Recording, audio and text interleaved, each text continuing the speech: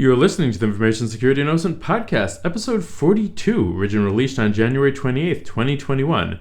As always, I'm your host, Josh Amishav. Today we have Charles Shirer on the show.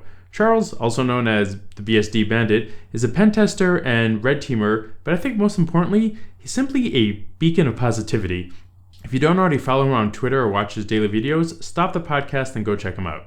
My three main takeaways from our conversation were: 1, when to use SecBSD as an alternative to Kali; 2, how to approach pen testing APIs as opposed to web apps; and 3, some tactical tips on maintaining your mental health when dealing with the pressures of InfoSec. You'll enjoy those three things plus a bunch of other tips along the way. Direct support for this podcast comes from BreachSense. According to the Verizon Data Breach Investigations Report, stolen credentials are consistently one of the most common methods used in hacking-related breaches. It's no wonder when the average user recycles the same password across 4 different accounts. BreachSense gives security teams visibility into their clients, employees, and third-party suppliers' breach credentials before criminals exploit them. Go to breachsense.io/contact to start your free 7-day trial. And now, here's my conversation with Charles. Charles Shirer, welcome to the show. All right. Thank you for having me. I'm super excited to be here. How are you today? All good. Thanks for coming on. So can you tell us a bit about who you are and what do you do? Okay. Well, again, once again, my name is Charles Shirer. I'm the BSD Bandit on Twitter. Originally from Yonkers, New York. 41 years old. I'm going to put it out there. I'm 41 years old, feeling good and feeling fabulous. All right. What I do for a living is penetration testing / red teaming / security research. I just love computers. Awesome. So as you mentioned, you're the BSD Bandit. I'm going to ask you a bit of a loaded question. Why BSD? WhyBSD? Well, it started a long time ago, so I was just like fascinated. So everyone, of course, like, and it's like the early 2000s, late 90s, early 2000s, everybody was fascinated with Windows. Everybody was using Windows. There were some people that were using Linux, but it was just something about BSD that like just fascinated me. It was something different. And at the time it was like FreeBSD 4.8, and there were not a lot of people that I knew were using it. And I always adopted, like I said, the hacker mindset. You go against the grain and you learn something like just out of the ordinary. So I kind of just like picked it up from there and just like dug deep into Unix. Of course, I used other Linuxes and of course Windows, but it was just something about BSD that I felt intrigued to just stick with it. And that's what got me excited about BSD. And I've been a BSD fan ever since. So what is unique about BSD, like if you compare it to Linux? I would say it's a lot more stable with the TCP stack, like tried and true. Linux is a kernel where BSD is an entire operating system. Those are the differences, So with BSD, for example, like even with Mac has adopted BSD's TCP stack and has some remnants of it within its kernel, which is why. So pretty much I call it a Unix with a GUI. Linux is great as well too, but like with BSD is just more of just that complete operating system. That's what like makes it different.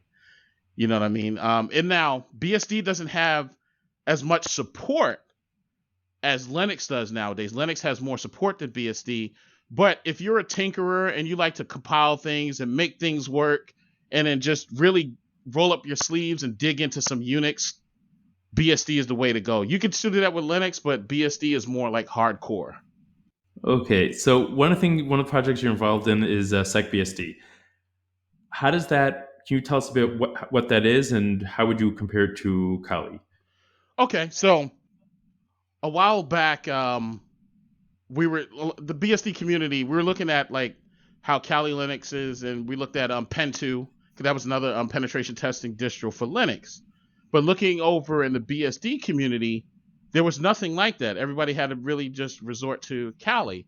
So we wanted to create something for the BSD community where anybody that's frequent in BSD, they'll have like a penetration testing distro just for like the BSD users. Of course, anyone can use it, but we wanted that within the BSD community. So that was the reason for its creation. The cool part is about like with SecBSD is based off of OpenBSD operating system. So we're coming out the gate like pretty much locked down because that's what OpenBSD is designed for, mainly security. So just to kind of back up a little bit, so OpenBSD is designed for security more so. NetBSD is designed to run on as much hardware as it can. Doesn't matter. It can run on a toaster, for God's sakes.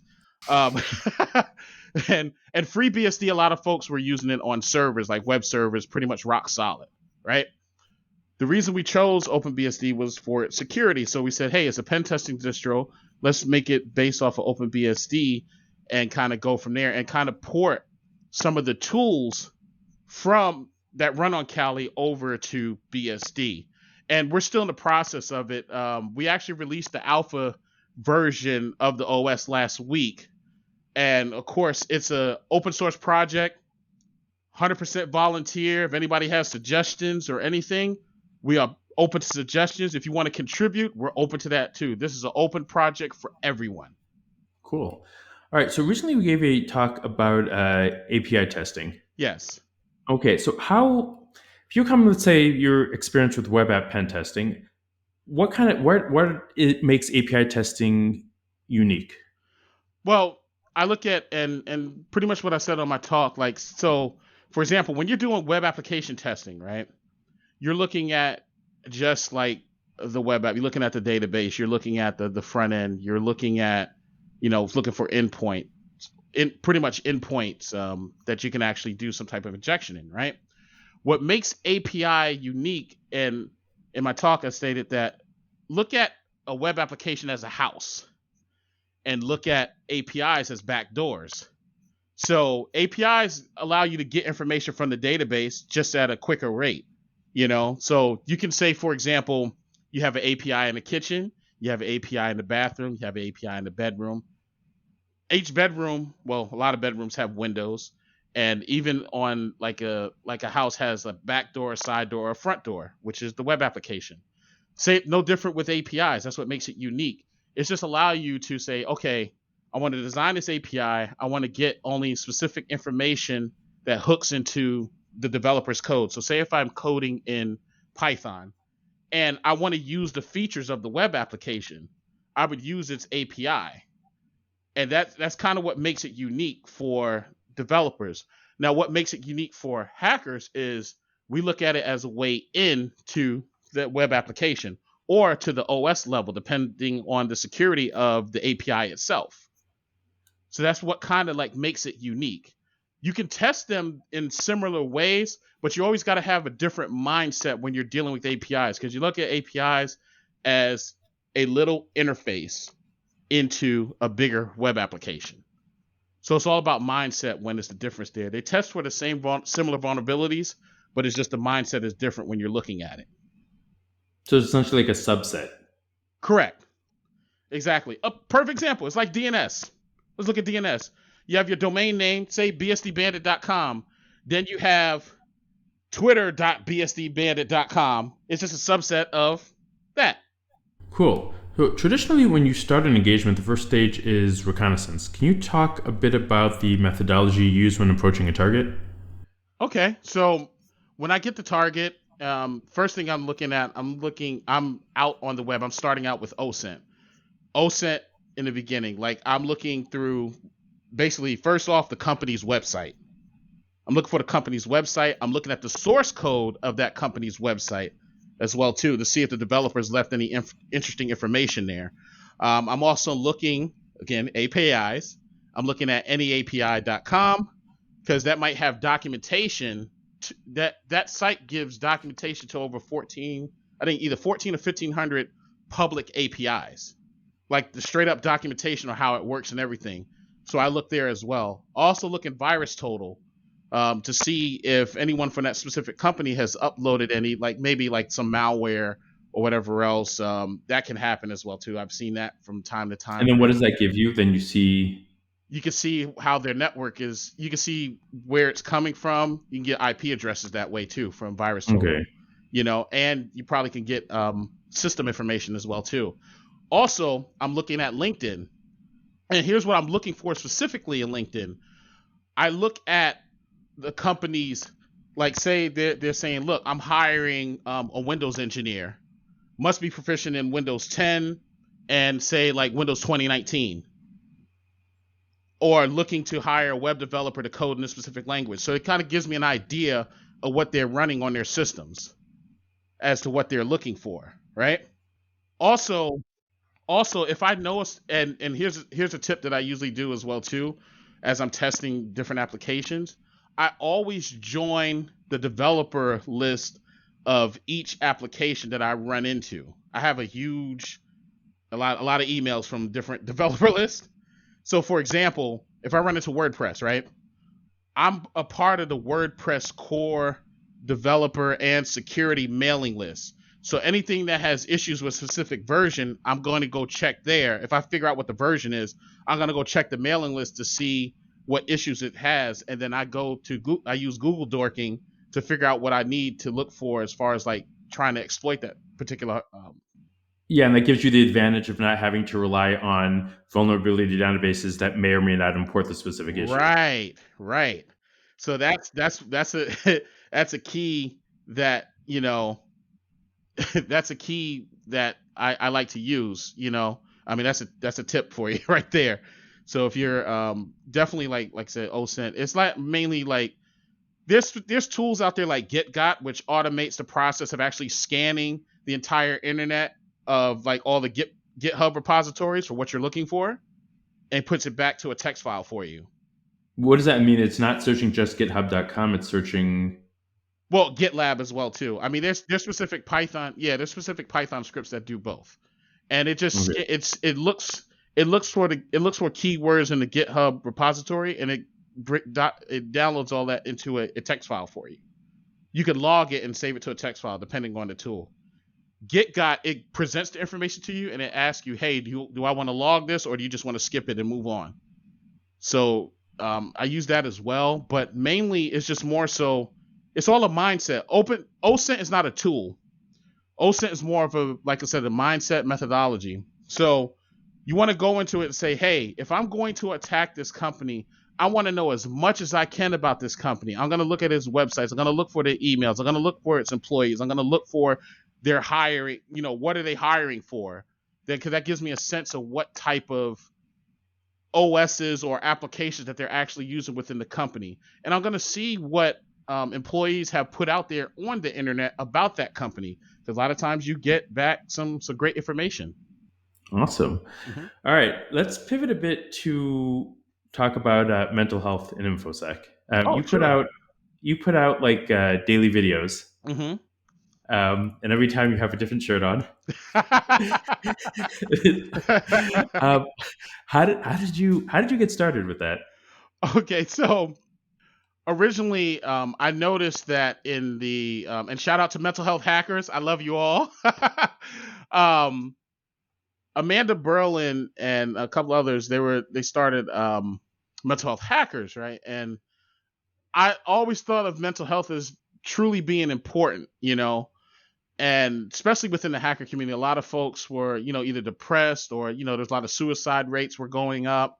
There's a lot of issues that were going on, right? And it was just so much that I feel I had to like just say something. So I started out with just like tweeting positive vibes, everyone. And just before I did the videos, I started out with just like positive tweets, right? And then one day I was like, you know what? It's the age of the video. Why am I just tweeting these words? People need to see this. And I started out with just, I always use my camera phone. That's literally what I use every day is a camera phone. Camera phone, record a quick video. Good morning.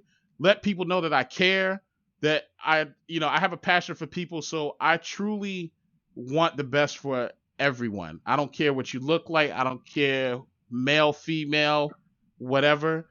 I just want good things for you. And I generally have a passion for people. So that's what kind of got the ball rolling on the videos. Now the t-shirts, the reason I started with the retro t-shirts, again, I'm a fan of like retro stuff, and the retro t-shirts are symbolic because it takes folks back to a time, or the game could take them back to a time where they were actually having fun and they were enjoying life. Whether it was you at that time, if you were playing Miss Pac-Man, or if you was playing Galaga, it takes them back mentally to that time. Like, oh man, I remember that game. I had so much fun playing that game. It kind of just takes them away from just the world, just a little bit, just for that second. And maybe that can help them throughout their day. Like, hey, you know what? It's not so bad. Hey, they might even play Galaga when they get off from work from seeing the t-shirt. But it's just more so just a time of just fun and enjoyment, everything doesn't have to be, and this is just how like my thought process is. Everything doesn't have to be like so insanely serious and crazy. And just because you're an adult doesn't mean you can't have fun. Like, you can enjoy life. Why, be stuck in that process of, okay, I got to get up, go to work, save my money, get old, and you die. No, we got so much more out there. I put it this way. We are a beautiful generation. I say beautiful because we live in a time where we have access to everything that we ever wanted. All we got to do is put our fingers together, put them on the keyboard, use your mind and type whatever it is that you're thinking onto that screen, and it gives you back information, and you get to decipher what you want and what you need. I mean, we live in a beautiful time, even in the midst of chaos. So that's kind of like my thought process. And the reason for the videos is just to get people to say, hey, you can make it one more day. You looking for that promotion, you're going to get that promotion. If you got something that you're working on, I hope you get it. Like, I'm rooting for you if no one else is. And I repeat that message every day, because I think when people get up in the morning, they may be going through something, and I think they just need an extra little push. So that was the reason. That's what motivated me behind the videos, because I want to see everybody do well and everybody, their dreams come true. There are lots of pressures that come with a job in InfoSec. And if you're on the blue team and you get hacked, you might get fired. And if you're on the offensive side, an exploit you delivered might have unintended consequences, or your burp instance might get out of whack and cause havoc. Do you have any suggestions on how to deal with the pressures of InfoSec on a tactical level? Okay. Yes. So first of all, when you're having that kind of day, because we've all had that kind of day, always remember, every person that's been in this profession has that kind of day. They've had it. No, there's no one that hasn't. One, just first and foremost, when things are happening, take a step back, breathe. Don't doubt yourself. Yes, you belong here. You deserve to be here. You worked hard for this position. You're here. You are a professional. It's just that, hey, it just was an off day. Take a breather, because when you think clearer, you can come up with cleaner solutions. So, okay, Bert may have, got out of whack, or something may have got out of whack. That's the time to say, hey, stop everything, communicate with the parties that you needed to communicate with, and you guys together come up with a solution how to fix it. Don't worry about your job, getting fired and everything else, because I think that's the first thing that rushed through people's minds. Oh my God, malware. Oh my God, I went to this wrong place. That's it. It's over. I'm going to get fired. No, take a breather, because everybody's made that mistake. It's happened. Take a breather, start fresh, communicate with the proper channel. Say, hey, looks like Bert got out of whack here. That's the reason maybe an app went down, because you're in the middle of testing, or you're in the middle of checking for something. So it's better that folks know what's going on, as opposed to like trying to hide it and cover it up, and then people are guessing all around what's going on. That just makes it worse. Bad news never gets better over time. So that's true. It's best just to get it out there. That would be my advice. Cool. So how did you get into hacking to begin with? Oh, well, I got into it more so. First, I just started out I just wanted to do computers. Well, you were into gaming, right, when you were younger? Yes. Oh, insanely. My first console was the Atari 2600, right? Oh, mine as well. Yes. So I was super excited about that. And then it came into Nintendo. I got Nintendo that later years, right? So once I got into Nintendo, I got into like Mega Man, Final Fantasy, which I still love to this day. Now, I can say my first hack technically was with the Super Nintendo. And it was kind of like a accidental hack, but it was a hack. So a couple of buddies of mine, we saw we used to subscribe to Nintendo Power, and they had the Super Nintendo preview in the games and stuff, right? And then they had the Dragon Ball Z game for Super Famicom. I'm like, oh, I want to play that game, but it's only for the Super Famicom. So a couple of buddies of mine, of course, I used my allowance money to buy Dragon Ball Z. And we came back home, went to my friend's house because I had my Super Nintendo there. And what we were doing, we tried to see if we could get the game to fit because it looked the same, but it was smaller than the Super Nintendo. So we saw these two little, like, I think they look like little clamps, right? So my buddy got his pliers, and we pulled the clamps off one at a time. The clamps came off, and that's how we were able to play the game. Those two clamps kept you from playing Super Famicom games on the Super Nintendo. Once you remove those, you could play the Super Famicom games. Now, I didn't know what it was saying was Dragon Ball Z, but the mere fact that we could play the game was just insane. So that was the first technical hack. But and then from there, like I said, I got into like PC gaming, and then from there, like I said, with Unix, it was just something about Unix, and I saw people using like Corn Shell and Bash Shell and learning to program.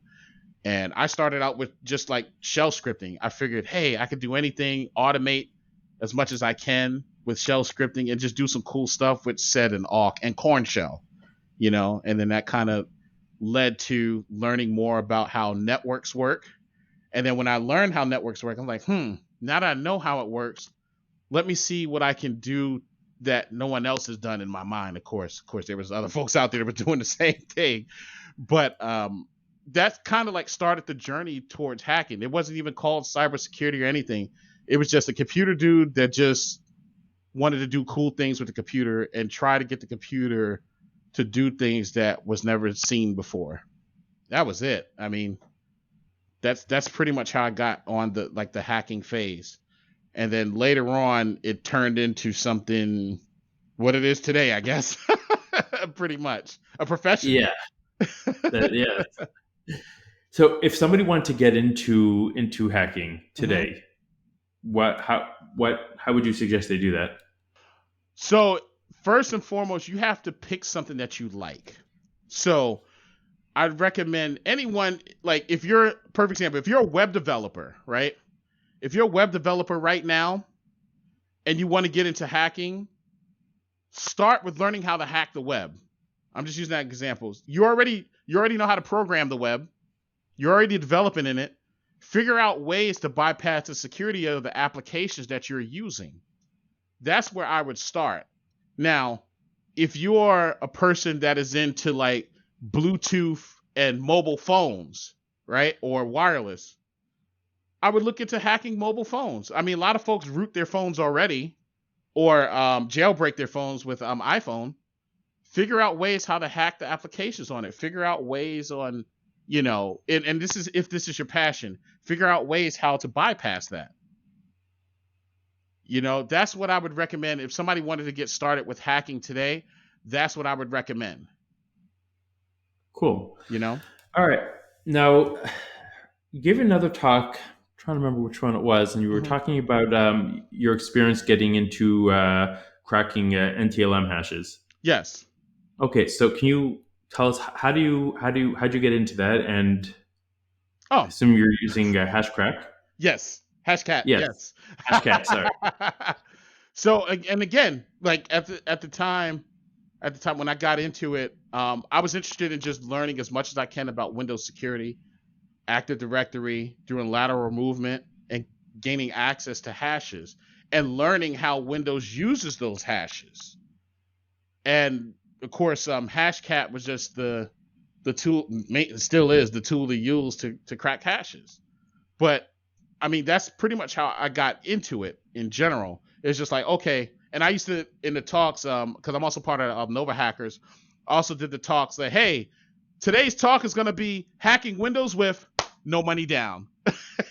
and And it was just a talk on how do you get started, because a lot of folks know how to get started with like setting up like a Linux lab or setting up a BSD lab or whatever, right? But how do you set up a Windows hacking lab? A lot of folks say, oh, well, I need licenses, so I can't do it. No, that's not true. Microsoft gives you the free evaluated version. That's all you need, because you're just practicing. This is not like a lifelong system that you're putting on the network. And that was the kind of like the basis of the talk. And I said, once you get that up to speed, learn how Windows works. Learn how authentication happens in Windows.